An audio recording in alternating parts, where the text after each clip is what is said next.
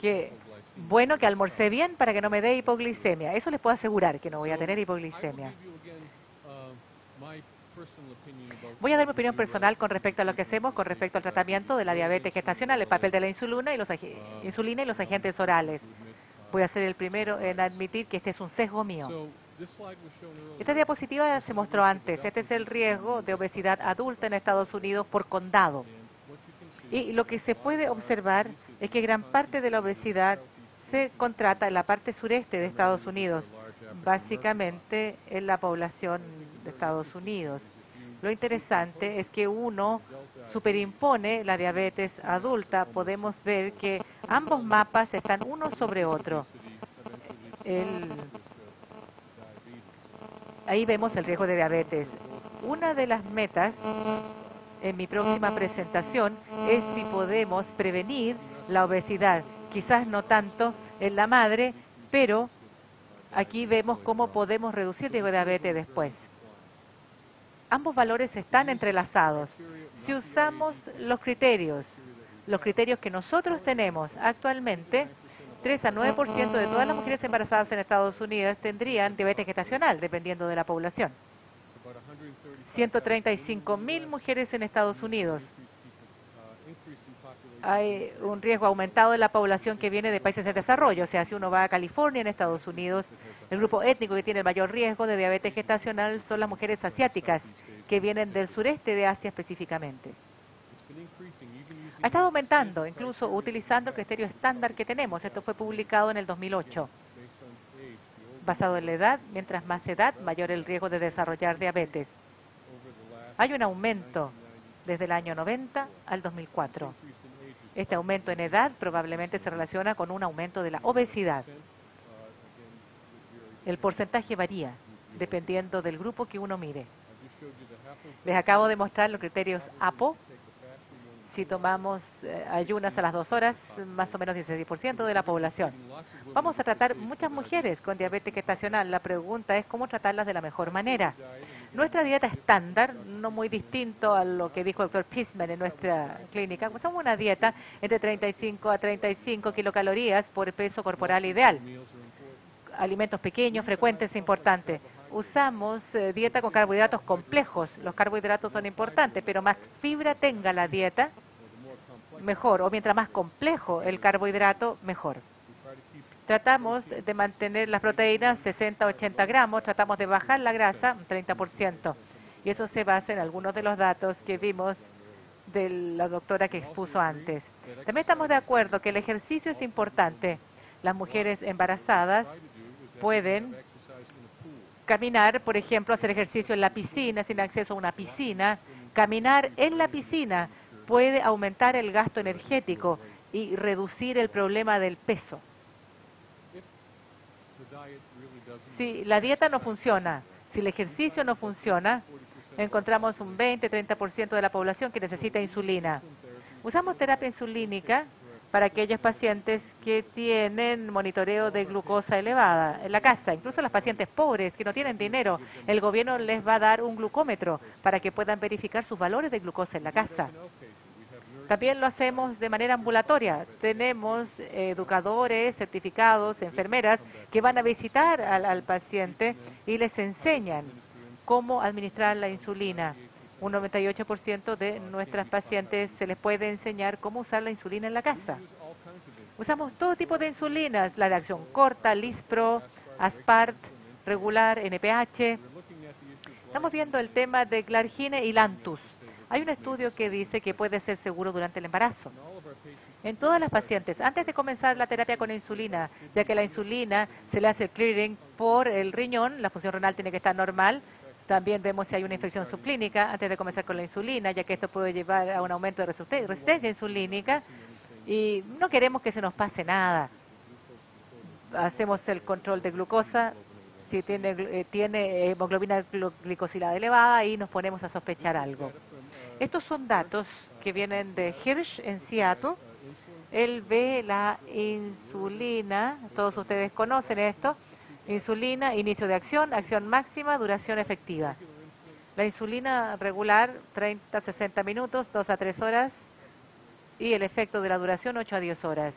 NPH, inicio 2 a 4 horas, acción máxima 4 a 10, duración efectiva 12 a 18 horas.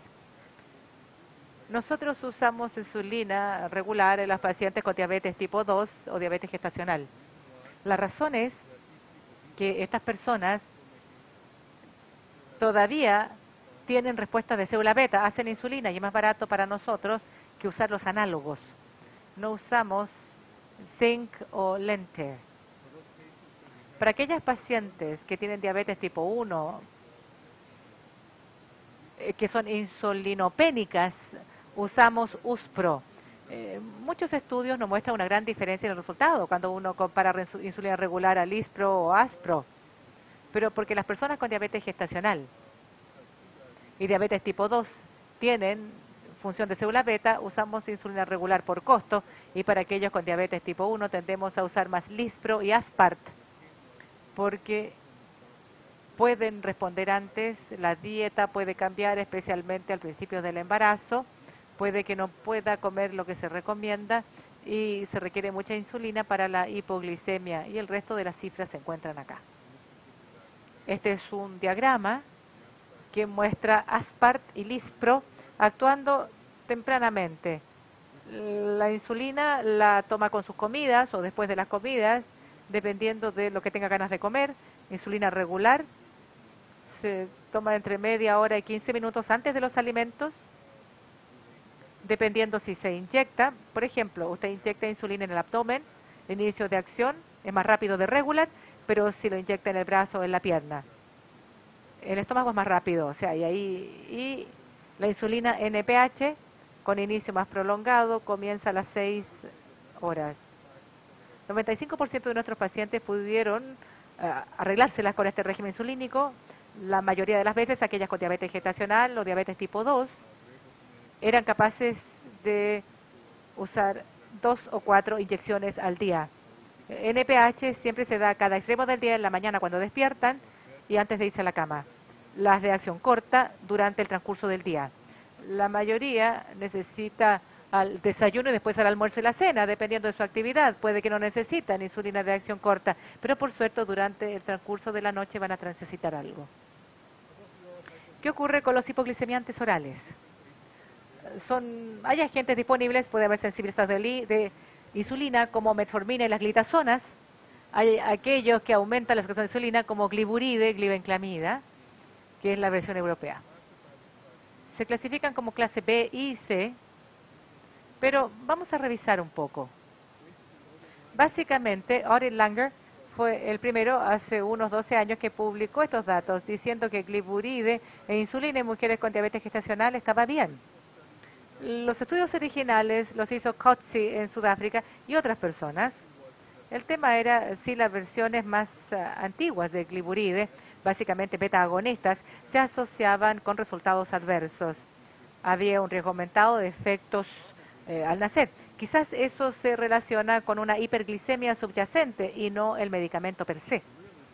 El tema era si las generaciones de gliburida cruzaban la placenta y había un riesgo aumentado de hipoglicemia en el hijo posteriormente. Con el inicio de gliburide, que era de tercera generación beta-agonista, se pensaba que no cruzaba la placenta. Cruza en pequeñas cantidades, probablemente es mucho más seguro en el embarazo. El doctor Langer hizo estudios con el modelo doble perfusión para mostrar que gliburide no cruzaba la placenta. Decidió usarlo en mujeres con diabetes gestacional después del primer trimestre. Este es un estudio, 200 mujeres en cada grupo. Algunos dicen si era verdaderamente randomizado, pero fue publicado así. Estaba muy bien pareado.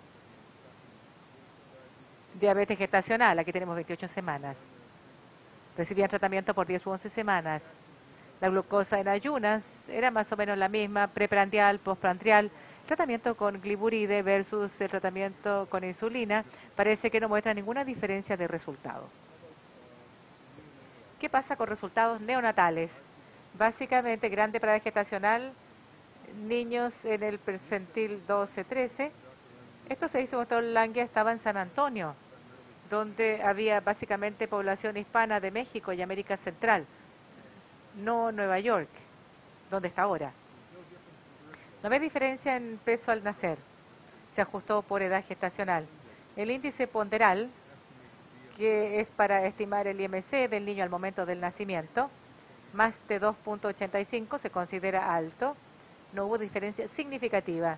El número de niños con macrosomía, más del percentil 90 para edad gestacional y género, era bajo. Uno anticipaba un 10%, pero había 7 y 4%. No hubo diferencia significativa. También vio los resultados metabólicos, insulina del cordón, no hubo diferencia. Aquellos que necesitaron usar terapia endovenosa, muy bajo, entre 10 y 15%. Aquellos que tenían hipoglicemia clínica, menos del 10%, no había diferencia. Hipocalcemia, tampoco fue significativa la diferencia. Otros resultados: hiperbilirrubinemia, policitemia, distrés, soporte respiratorio, ingreso a la UCI neonatal, obviamente muy bajo en esas diferencias significativas. Y no hubo diferencia en la mortalidad perinatal. Básicamente, el tratamiento con gliburide era seguro en el embarazo. Como uno puede ver, resultados eran similares a los que uno obtiene con la insulina. Esto publicado en el 2000. Las dosis que se usan de gliburide, entre 2.5 a 20 miligramos al día. Lo que se muestra era que el no entregar un control adecuado de glucosa con gliburide, eran 8 mujeres de las 201. Pasaron de gliburide a insulina y eso representa un 4% de la población. Aquí vemos múltiples estudios. Lo que muestran en general es que el número de personas que fracasaron con gliburide tuvieron que darle insulina, probablemente cerca del 20-25%. Por lo tanto, su estudio, por cualquier razón, tenemos resultados, solamente un 4% de las personas fallaron con gliburide, pero otro estudio mostró que más o menos un 20%. Algunos de los factores relacionados con el fracaso con gliburide era glucosa en ayuda más de 110, glucosa a la hora de más de 140, o glucosa en ayunas más de 110. En este estudio se diagnosticaba menos de 23 semanas y el ayuno era más de 112. Todos son factores conocidos, mediciones altas de resistencia a la insulina. El estudio que me gustaría revisar con ustedes es un estudio de Jacobson, que fue publicado en el 2005 en el American Journal of OBGYN. En este estudio específico hubo una comparación de resultados maternos y neonatales sobre la base de gliburida e insulina. Aquí tenemos más de 200 sujetos en cada estudio y había algunas diferencias que pueden ver. Una diferencia es el número con preeclampsia. Era mayor en el grupo con insulina. No, mayor en el grupo con gliburide comparado con el grupo con insulina. 0.2. Otras diferencias: el número de niños que necesitaban fototerapia era más alto en el grupo con gliburide. El número de admisiones a la UCI neonatal fue un poco más baja en el grupo con gliburide. Y la duración de la hospitalización en la UCI neonatal fue más alta acá. Un compromiso útil. Bueno, pero hay algunas diferencias mientras más lo ve. Steve Gaby hace algunos años tomó una encuesta de aquellos que manejaban diabetes gestacional. Encontró que la mayoría hace screening de glucosa en el embarazo, obstetras y ginecólogos. 75% de ellos recomendaron dieta y ejercicio. 60% de ellos, hace unos 10 años, usaban automonitoreo de glucosa. En ese momento un 80% usaba insulina y un 13% usaba gliburide. Eso es como dato histórico más bien. Y desde ese momento muchas personas han usado gliburide y otros no, por diversas razones que les voy a mostrar. El otro fármaco que me parece es importante es la metformina. Si uno piensa en la fisiopatología subyacente, ¿cuál sería un buen fármaco? Cuando uno desarrolla diabetes gestacional, el tema es que usted tiene insulinoresistencia y no puede tener una buena respuesta de células beta. Con gliburide el supuesto es que usted puede hacer más insulina y poder superar el problema. Esa es una forma de hacerlo. Pero si se piensa en el tratamiento de la diabetes tipo 2, el tratamiento real es mejorar la sensibilidad a la insulina. La metformina es un medicamento muy antiguo, se ha usado durante varios años y puede mejorar la sensibilidad, especialmente relacionado con el metabolismo de la glucosa hepática. Este es un estudio multicéntrico que se hizo en Nueva Zelanda, en Australia. Janet Rowan, principal investigadora, usaron metformina. Este es un protocolo de estudio. Hicieron 751 mujeres, 373 fueron randomizadas para recibir metformina, 378 fueron randomizadas para recibir insulina. Solamente 10 fueron excluidas en este grupo y 10 en este otro grupo. 363 completaron el estudio, 66 estaban en la semana 20-27, 297 entre la semana 28 y 33 de gestación. Y este grupo más o menos lo mismo, 67 entre 20 y 27 y 303 entre 28 y 33 semanas de gestación. De aquellos que estaban en el grupo metformina, que fueron randomizados, 195 recibieron metformina sola, 9 dejaron de tomar el medicamento, 5 tuvieron violación de protocolo, 2 se retiraron y 2 por otras razones. El punto es, y está destacado en amarillo, que de estas mujeres más o menos la mitad había recibido metformina más insulina. No estaban bajo buen control solo con metformina. 18 interrumpieron metformina antes del parto, 6 tuvieron violación de protocolo, 7 tuvieron efectos colaterales gastrointestinales, etcétera. Y en el grupo con insulina, solo 4 interrumpieron la insulina antes del tratamiento. El punto en esta diapositiva es que aun cuando fueron randomizadas, más o menos la mitad de aquellos que estaban en el grupo de metformina necesitaban dárseles insulina. Con gliburide, un 4% si mira el estudio, adicional 20-25% si uno mira el estudio de seguimiento. Aquí está el grupo de metformina, aquí está el grupo con insulina. Aquí tenemos la cantidad de miligramos, mucho menos el grupo de metformina comparado con el grupo con insulina. Obviamente menos hipoglicemia. Ahora, si volvemos a esta línea acá, podemos ver que hubo un riesgo aumentado de nacimiento pretérmino en el grupo de metformina, generalmente entre 36 semanas. No era el pretérmino muy alto, pero había una incidencia aumentada. Se desglosó en iatrogénico y espontáneo. En espontáneo es un poquito más alto, pero no llegó a significancia estadística, sobre la base de la pregunta que se me hizo antes. Complicaciones adicionales neonatales, no hubo en los dos grupos. El resultado neonatal, al parecer, es más o menos lo mismo. Eventos adversos maternos, anomalías congénitas muy bajos en ambos grupos. No hubo diferencia significativa cuando nosotros vemos eventos adversos maternos. La metformina tiene impacto gastrointestinal, casi un 10% dijo que tenía eventos gastrointestinales. Un 2% tuvo que interrumpir el tratamiento, pero ninguna en el grupo insulina. Las infecciones eran las mismas en ambos grupos, ya sea infección urinaria. En resumen, la tasa de complicaciones neonatales fue similar en ambos grupos. Más mujeres en el grupo metformina que en el grupo de insulina informaron que hubiesen escogido su tratamiento asignado de nuevo. Al parecer es obvio, ¿no?, que si uno puede tomar una píldora en lugar de inyectarse es mucho más fácil. Eso es lo que preferían. Y los autores básicamente dijeron que esto da soporte para el uso de metformina como tratamiento inicial para diabetes gestacional en aquellas mujeres que fracasaron con dieta y ejercicio. Mi preocupación con la metformina es que cruza la placenta. La insulina no cruza la placenta. La metformina sí. ¿Tiene algún efecto adverso? Si uno piensa en cuál es la mejor manera de aumentar de peso o engordar, es si tiene glucosa e insulina. La insulina es una hormona tipo anabólica. Inhibe la lipólisis, estimula la lipogénesis. Por eso se hizo un estudio de seguimiento de los hijos de estas personas que recibieron metformina. Se vio qué pasaba con los niños, si había algún riesgo, porque sabía que cruzaba la placenta y muchos trajeron esta colación como un problema. Y aquí están los datos. El estudio MIG, 751 mujeres, la randomización era más o menos igual, la tasa de completación fue más o menos la misma, y después se hizo un seguimiento de 2 años. Voy a hablar un poco con respecto a los estudios de seguimiento y el tratamiento de la diabetes. Si uno quiere ver los resultados en los hijos, La mayoría de las personas piensa que si uno ve los primeros 2, 3, 4 años de edad, puede que no vea ninguna diferencia. Las diferencias en crecimiento que uno puede anticipar y la función metabólica normalmente vienen después, a los 7 u 8 años antes de la pubertad.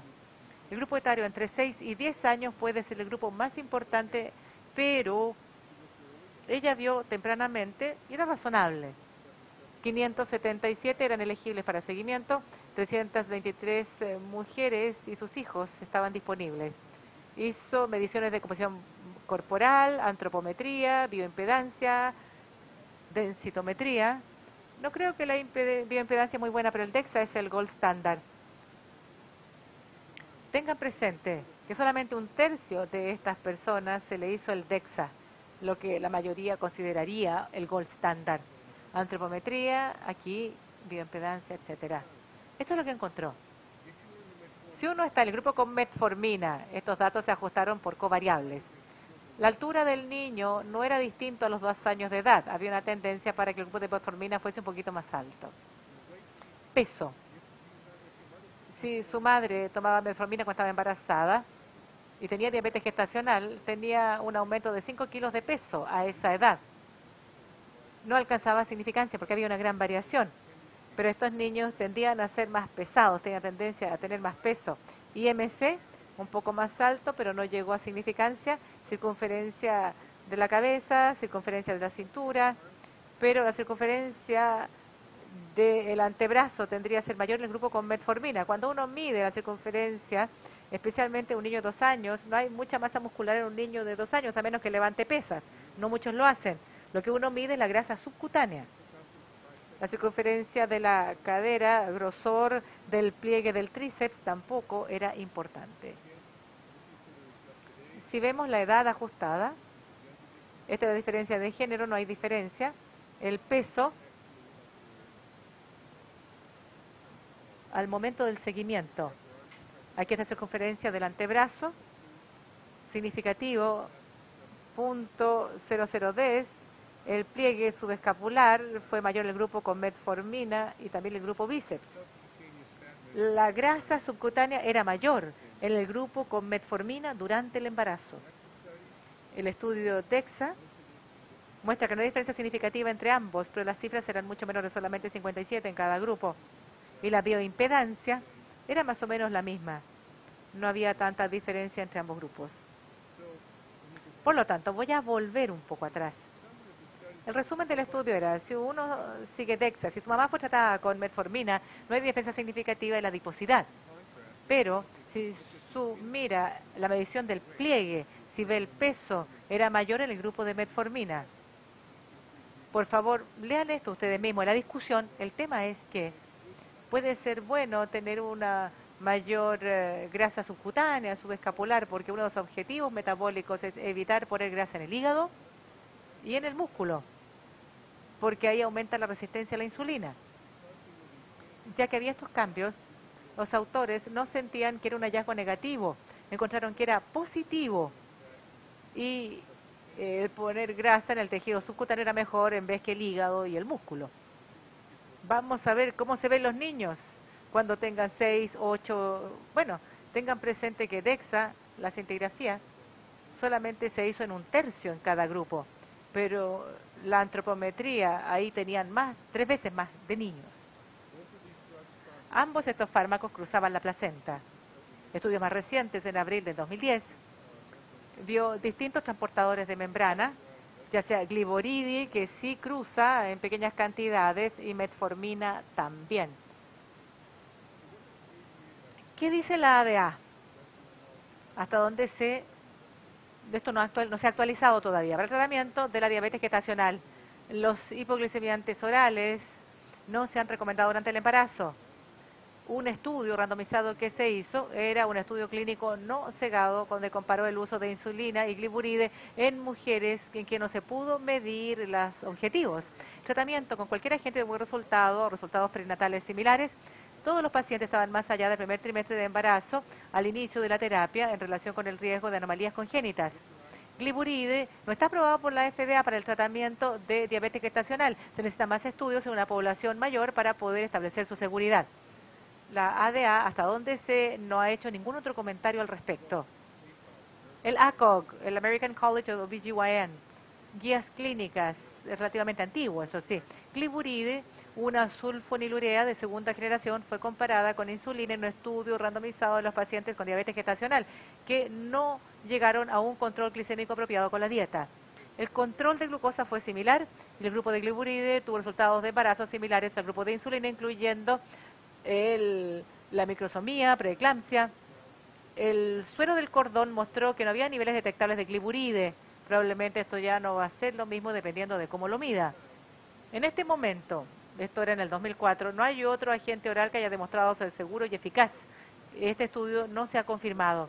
Se requieren más estudios para el uso de hipoglicemiantes más novedosos que puedan apoyarse para su uso en embarazo. Creo que muchos los están usando, muchos no los están usando. Hay que dar un vistazo a los resultados de corto plazo, cuál es el potencial a largo plazo también de riesgo para la madre y para el niño. Estas son mis preocupaciones, esto es de opinión personal. Gliburide, me preocupa que se reduzcan las células beta. Si las células beta no pueden ir a la par con la resistencia, me gustaría que algo impulsase el crecimiento de estas células. A medida que estas mujeres tienen más edad, tienen un riesgo aumentado de diabetes tipo 2 y también cruza la placenta. La metformina sí cruza la placenta y la cruza en una concentración mucho mayor que gliburide. Actúa sobre el hígado fetal. ¿Qué pasa con el hígado fetal cuando damos gliburide? Nadie sabe, yo creo, en seres humanos, pero lo estamos usando y sabemos que cruza en cantidades y sensibilizador de insulina que puede aumentar el riesgo de obesidad de estos niños cuando tienen más edad, porque está aumentando la acción de la insulina. Bueno, esto sería, y bueno, quizás esta información no es muy optimista, pero al menos es alimento para el pensamiento.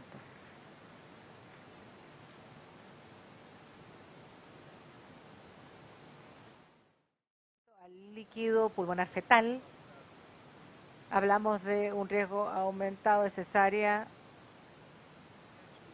potencialmente mejora el resultado neonatal si se consigue un parto vaginal y el riesgo de anestesia probablemente se minimiza. Pero está el riesgo de ese posible procedimiento emergente en las pacientes de muy alto peso. Aquellos de nosotros que lo hemos experimentado no es entretenido.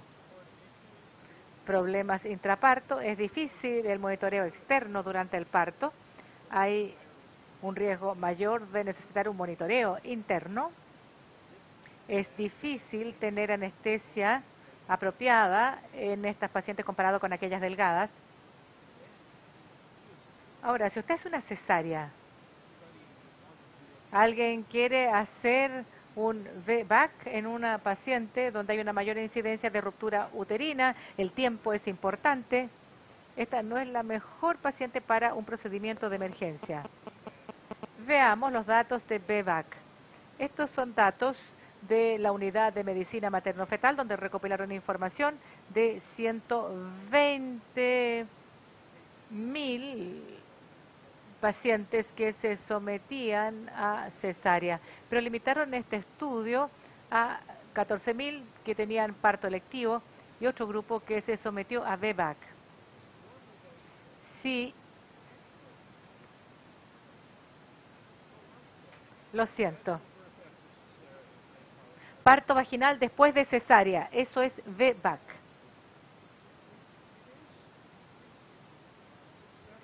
Hay un menor éxito a medida que la mujer es mayor, es más grande. Sin embargo, nosotros vemos que hay un riesgo de ruptura uterina también que aumenta, como también ocurre con la incidencia de lesión neonatal. ¿Cómo me deshago de esto? Ahí sí.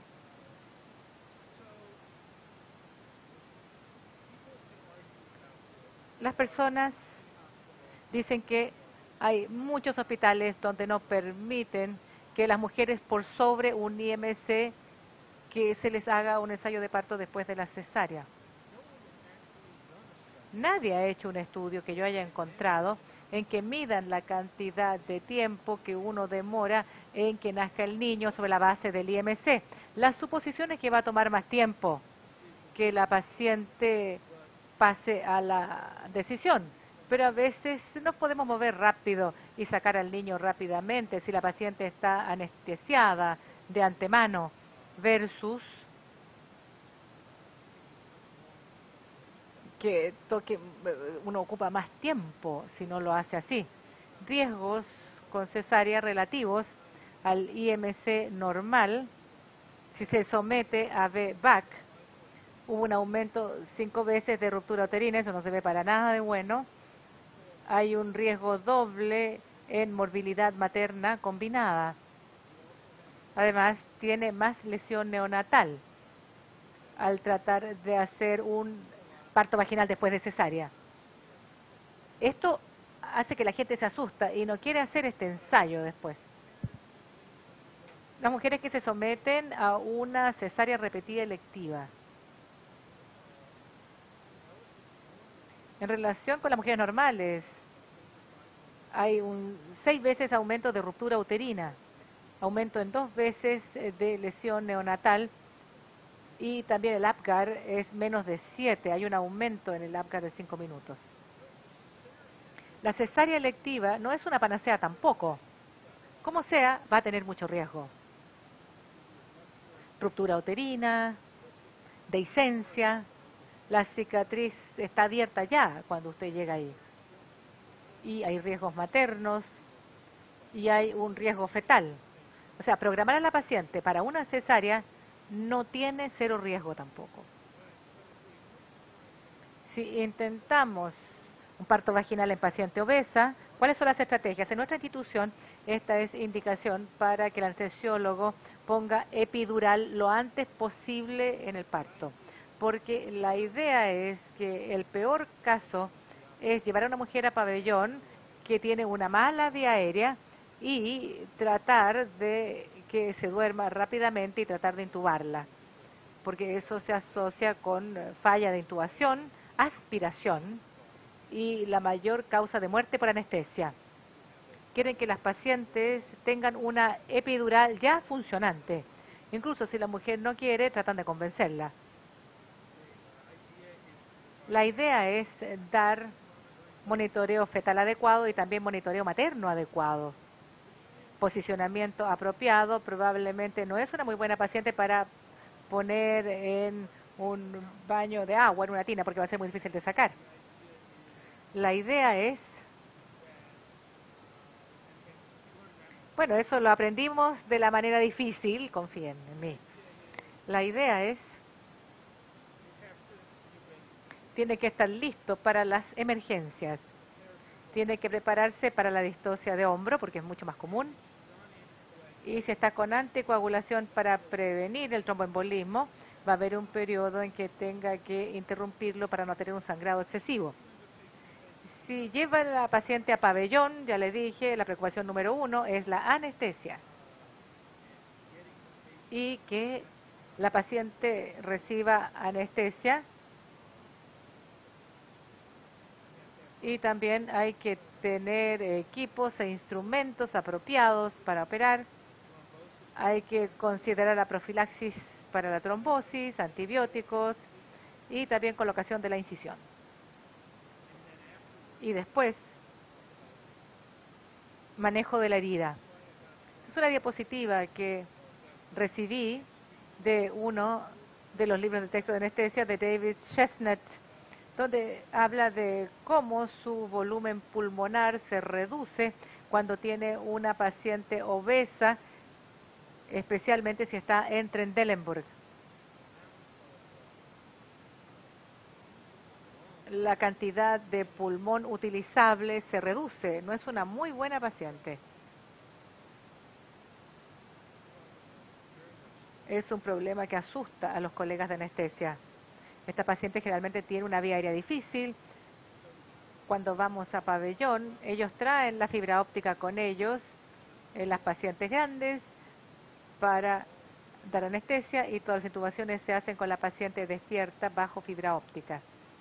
Es muy difícil anestesiar a estas pacientes y hacer todo el procedimiento. El obstetra, cuando empujamos el panus o cuando tenemos mamas muy grandes, hay que empujarlas hacia arriba para despejar el campo y eso puede interferir con la expansión torácica. La saturación de oxígeno cae más rápidamente, entonces la paciente tiene riesgo de paro si tiene hipoxia, mucho más riesgo que una mujer normal. Cuando hay una paciente que tiene un panus muy grande, la piel abdominal que cuelga por debajo de la ingle, normalmente tomamos cinta y el panus lo levantamos con cinta adhesiva. Es la única manera de poder exponer el campo. Es muy triste, pero es algo que es muy necesario en muchas situaciones para exponer el área donde se va a realizar la incisión. Cuando el anestesiólogo habla de anestesia regional, poner una epidural no es una panacea, tampoco es lo perfecto, porque tiene una alta tasa de fracaso, es más complejo ponerla en el lugar correcto, normalmente no dura mucho rato, y eso lleva a falla. Cuando llega a pabellón, uno no tiene anestesia ni tampoco puede poner el paciente a dormir. Y también está en elevado riesgo de hipotensión intraoperatoria, porque la dosis del anestésico tiene una amplia gama de lo que necesita y a veces terminan dándole demasiado y tiene hipotensión, lo que no es bueno ni para el hijo ni para la madre.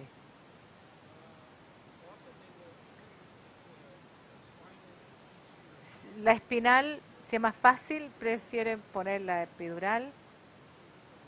Es más fácil de poner la aguja, hay un mayor éxito con la epidural y dura más. Y a veces postoperatoriamente se puede dejar ahí el catéter para alivio de dolor. No sé cuál es la práctica acá, pero en nuestro hospital ha habido una mejoría dramática en la atención postoperatoria. Casi todos que tienen anestesia regional reciben morfina a largo plazo o de larga acción después del caso a través de la espinal o la epidural. Se usa analgésicos postoperatorios. Los analgésicos postoperatorios se usan muy poco ahora por eso. Si la paciente va a pabellón con un IMC de 40, no se le da de acción larga. Y después hay que hacer el control de dolor. La razón por la que no la dan es porque hay una alta incidencia de apnea del sueño de estas personas. Ellas no despiertan. Ha habido varias muertes con narcóticos de larga acción intratecales en las pacientes obesas. Posicionamiento de la paciente. Hablé de que el panus se le pone una cinta adhesiva, la paciente se inclina, no es fácil por el riesgo de que la paciente se caiga,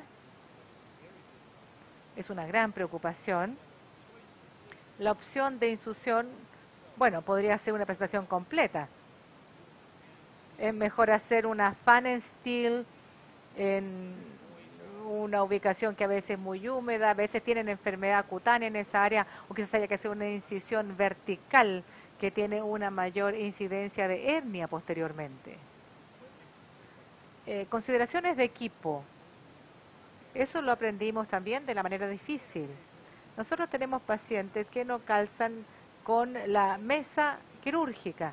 Tienen que traer otras mesas que se llaman Hércules. Estas mesas pueden soportar pacientes de hasta 700 libras. La mesa operatoria sirve para 340 libras nada más. Por lo tanto, se requiere un lugar donde poder acomodar estos pacientes. Algunas camillas tampoco toleran tanto peso y se necesita reforzar con barras laterales para que la paciente no se caiga. Si usted trata de desplazar a la paciente, hay una alta incidencia de lesiones para los que trabajan ahí, para el personal. Causa muchos problemas en el hospital. Han desarrollado un dispositivo que es una especie de colchón inflable que le ponen a la paciente abajo.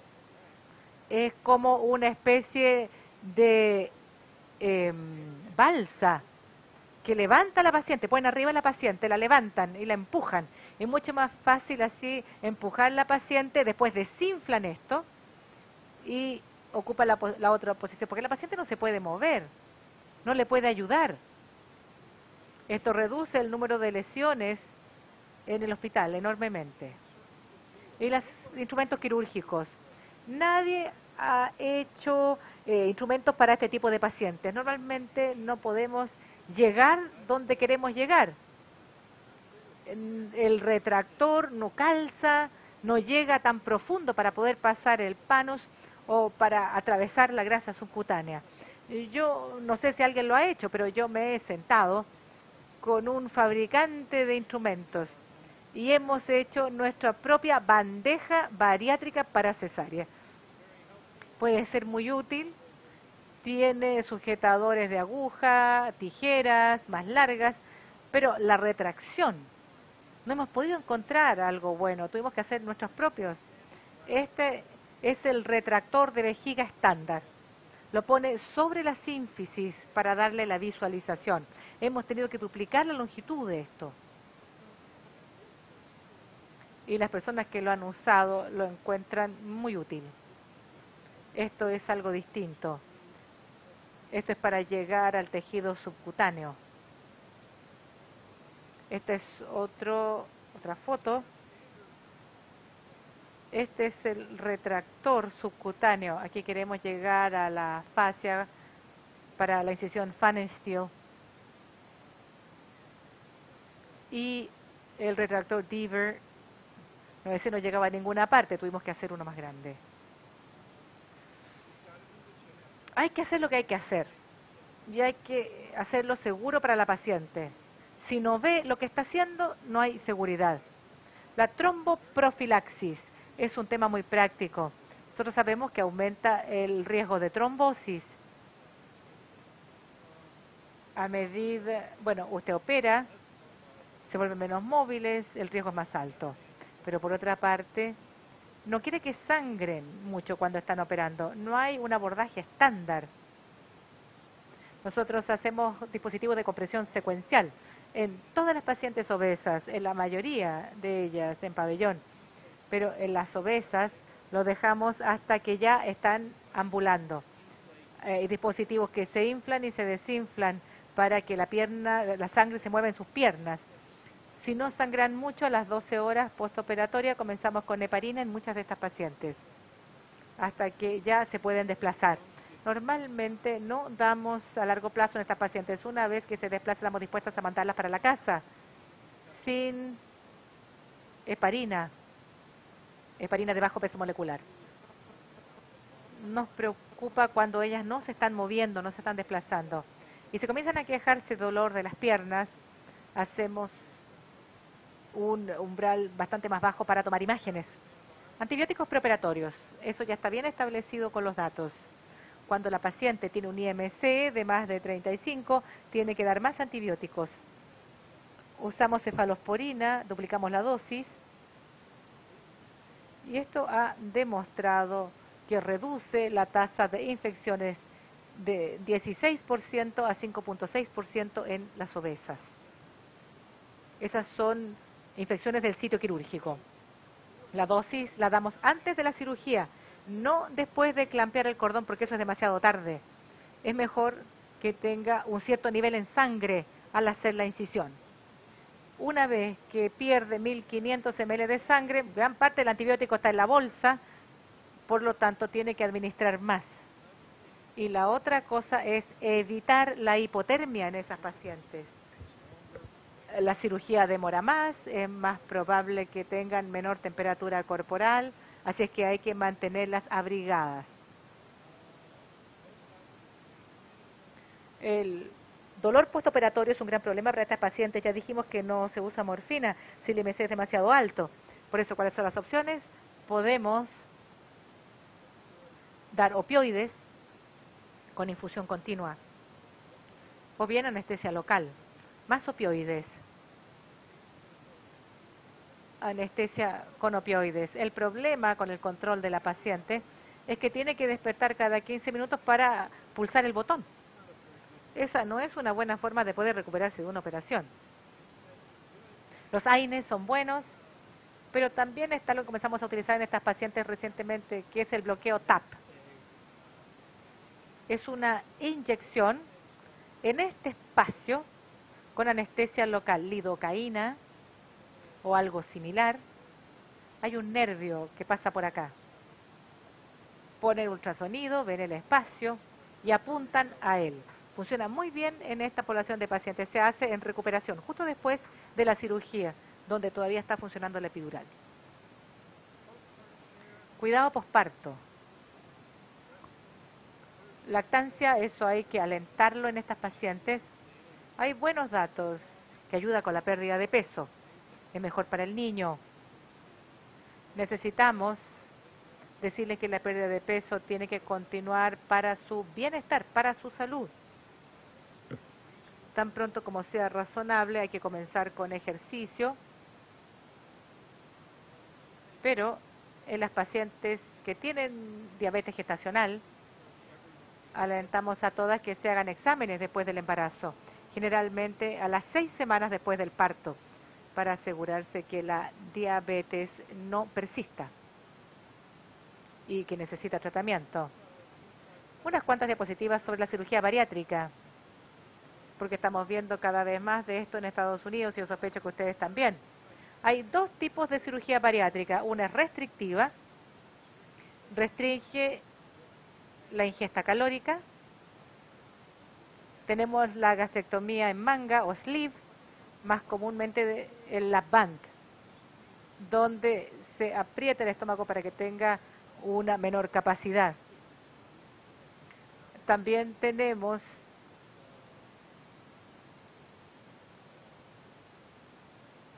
procedimientos malabsortivos.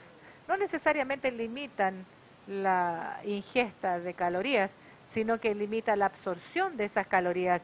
Normalmente es el bypass gástrico y de Roux, aunque hay también algunos otros procedimientos que se han hecho.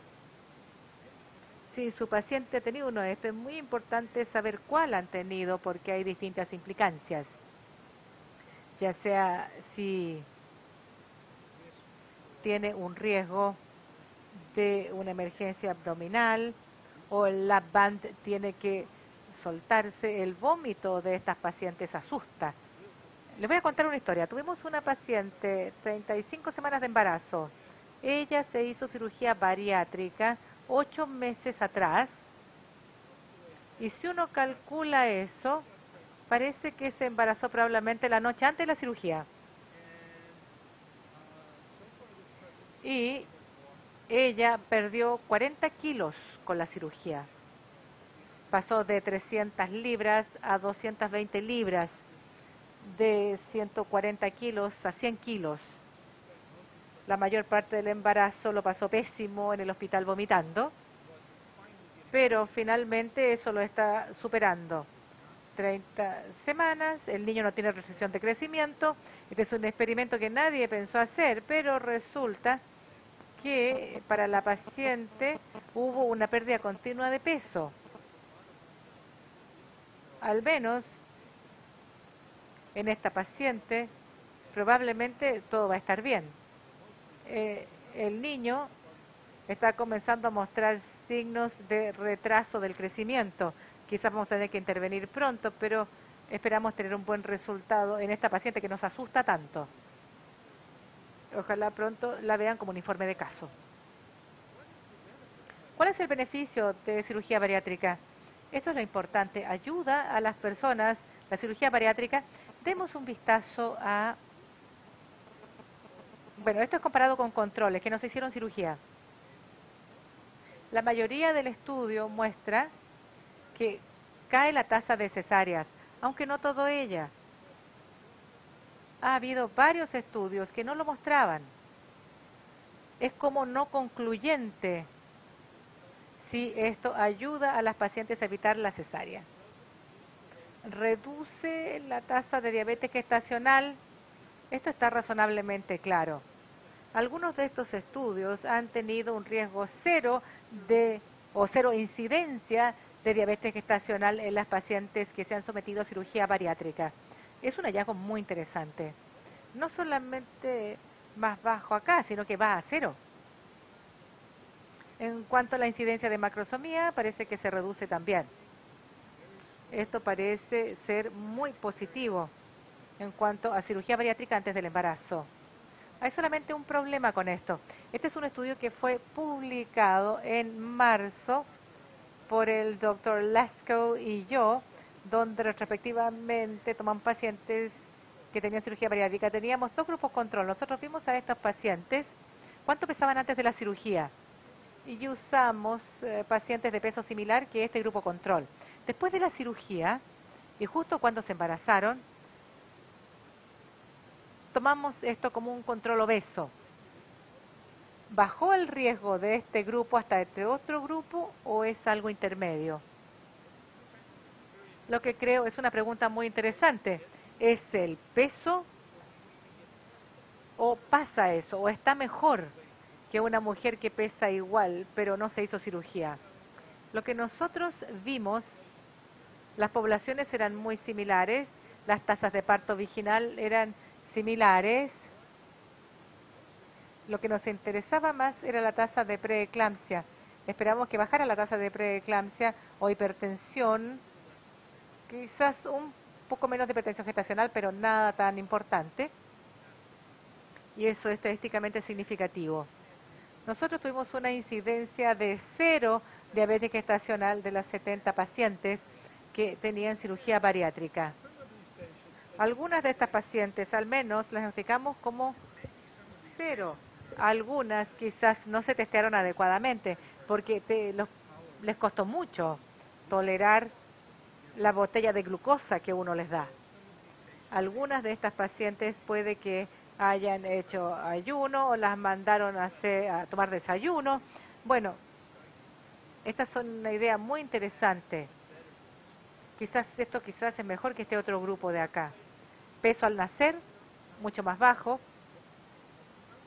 pero preocupación, la tasa de pequeño para edad gestacional.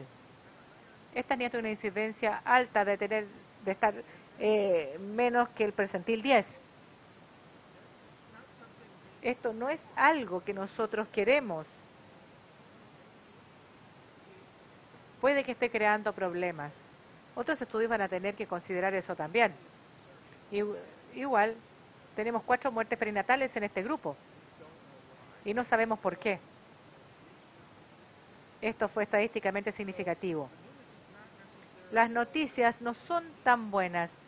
Tenemos que asegurarnos de no estar dañando a los niños, alentando a que estas madres se hagan cirugía antes del embarazo.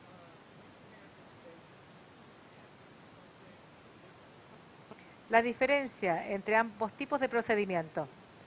La banda gástrica, bueno, no tienen mucha deficiencia en vitaminas. Las que se hacen bypass gástrico, procedimiento malabsortivo, generalmente no pueden absorber hierro, B12 tampoco, y tienen deficiencias en vitamina D. En ocasiones esto tiene que administrarse por vía endovenosa para que vuelvan sus niveles a lo normal. Asesoría de preconcepción, lo que usted le dice a las personas que han tenido la cirugía bariátrica y después llegan a usted y quieren embarazarse, ¿qué se supone que les tenemos que decir? Evite el embarazo el primer año postoperatorio hasta que estabilice su peso. Ese es mi consejo con la cirugía bariátrica. Los riesgos de una complicación de la cirugía, si va a tener un problema normalmente es en el primer año. Asusta continuar perdiendo peso durante el embarazo.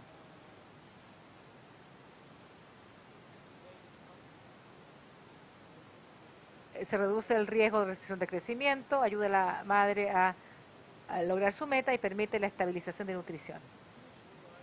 Use anticoncepción confiable mientras espera. A veces los colegas cirujanos se olvidan de decirle eso a la paciente. Hay pocas cosas que hagan a alguien despertar rápido como una presa. Hay mujeres que nunca habían usado anticoncepción y pierden 50 libras y repentinamente llegan a mi oficina con un embarazo no esperado. Tenemos que reconocer que estas pacientes es mucho más probable que se embaracen una vez que se hacen el procedimiento. La tasa de embarazo aquí es el doble de la población adolescente cuando tiene cirugía bariátrica. Son más fértiles que un adolescente, lo que asusta también. Bueno, suplementación con ácido fólico para reducir el riesgo. Vea si hay deficiencia de micronutrientes y anemia. ¿Qué recomienda? Bueno, ¿cuánto peso debo subir? 15 libras máximo. Si no aumenta de peso, también está bien. Pero lo que no queremos es que aumente 30 kilos durante el embarazo y que pierdan todo el avance que han hecho de la cirugía. Muchas gracias.